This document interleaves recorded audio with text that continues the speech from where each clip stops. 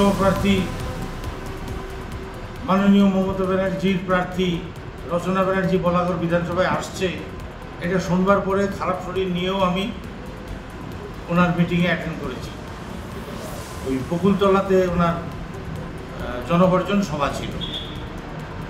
ওনার আসতে অনেক দেরি ছিল। আমি মঞ্চে বসেছিলাম, আমাকে বক্তব্য রাখার জন্য বলা হলো। আমি বক্তব্য শুরু করেছি, কয়েক মিনিটই মাত্র বলতে পেরেছি। ওইটা বাঙাল অধ্যুষিত অঞ্চল, ওপার বাংলা থেকে আসা মানুষের অঞ্চল। সিএ এনআরসি নিয়ে আমি বলছিলাম, এবং সিএ এনআরসি এমন একটা জটিল বিষয় যেটা 2-5 মিনিটে বলে শেষ করা যাবে না, মানুষকে বোঝাতে গেলে অনেকটা সময় লাগে। আমি সেই সিএটাই ব্যাখ্যা করে মানুষকে বোঝাচ্ছিলাম, এটা আমাদের কি ক্ষতি হতে পারে বোঝাচ্ছিলাম। সম্ভবত আমার ধারণায় যারা চায় যে বিজেপির ক্ষতি না হোক, তারা আমার বক্তব্য মাঝপথে থামিয়ে দিল। এই প্রথম হলো তা নয়, প্রত্যেকটা মঞ্চে আমাকে বলতে সুযোগ দেওয়া হয় না। বক্তব্য রাখতে গেলে পরে একটু পড়াশুনো করার দরকার আছে। খালি দিদি এই করেছে, দিদি সেই করেছে, ওই এক কথা 100 মঞ্চে ওই এক বক্তব্য। নিত্য নতুন বক্তব্য রাখতে গেলে একটু বইপত্র পড়তে হয়। এদের সাথে তো বইপত্রের কোনো জীবনের সম্পর্ক নেই। ওই স্কুল কলেজে যা 2-1টা বই পড়ে এসে ওই আমরা নিত্য পড়াশোনা করছি, রাজনীতি নিয়ে নিত্য চর্চা করছি। এইটা ওদের ভালো লাগে না যে আমাদের বক্তব্য মানুষ শুনছে।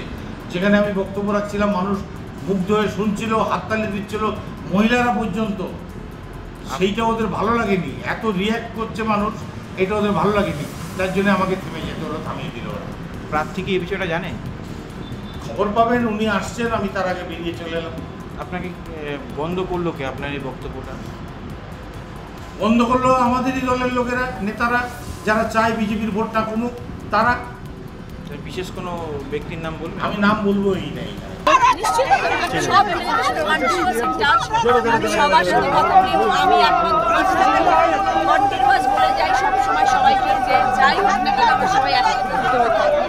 এবং আমার একটা বিশ্বাস, চাইবো আমার দলের তরফ থেকে আমি যদি সাংসদে আসি এবং আমি যদি জিতি, তাহলে আমি সবার আগে কারোর মধ্যে কোনো রকম মনোমালিন্য হবে না, কেউ কোনো মতামত দেওয়ার থাকবে না। সবাই আমরা একত্রিত হই, ভালোভাবে সুন্দরভাবে